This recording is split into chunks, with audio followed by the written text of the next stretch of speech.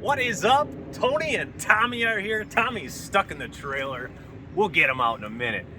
Now we got a double nut method video. I mean, double nut. It's hilarious, right? I know.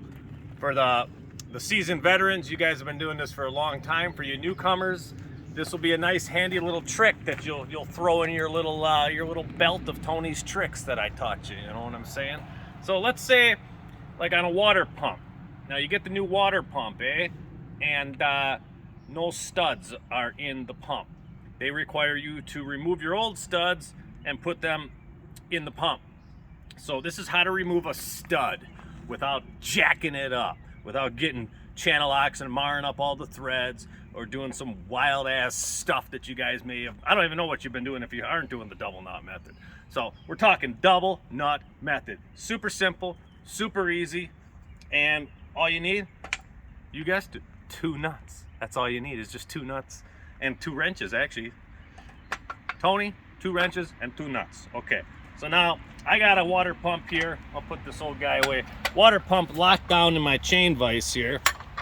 Now I got 2 10mm nuts. Now you can do this on anything that has a stud.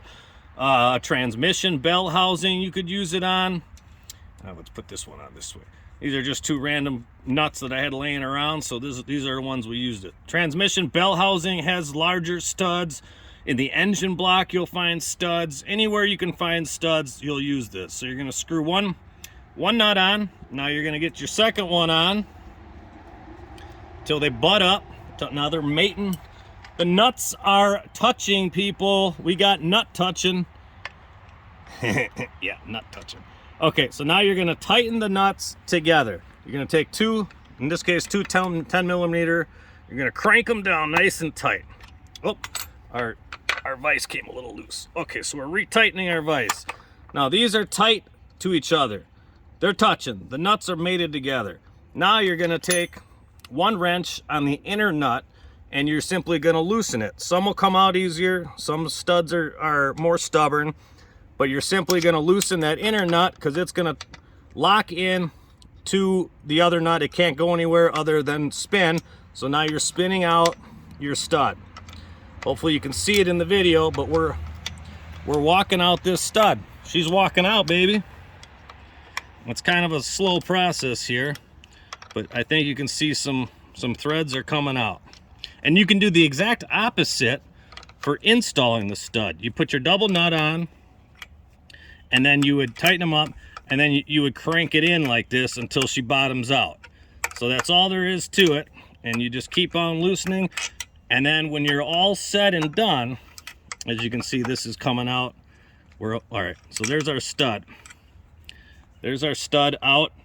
Now when you're all said and done, you're gonna put your 2 wrenches back on these and break them free, and you'll be all done. Your stud will be installed. So if we were installing it, we would put it back in, do the reverse process, crank this one in.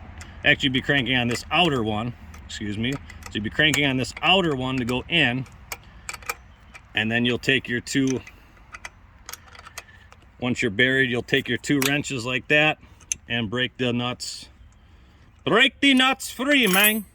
Okay, so that is Tony's tip of the day, man.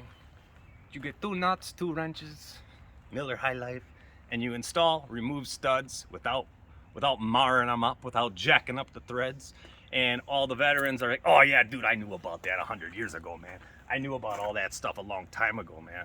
Well, guess what? We got a lot of newcomers here, and they like these little tricks, and I got a lot of these little guys up my sleeve, so I'll tell you some more. So if you like this, make a comment, and we appreciate you guys watching. Thank you very much, and a little High Life salute. A little toast with Tony. Ah, yeah. See you on the next one, guys.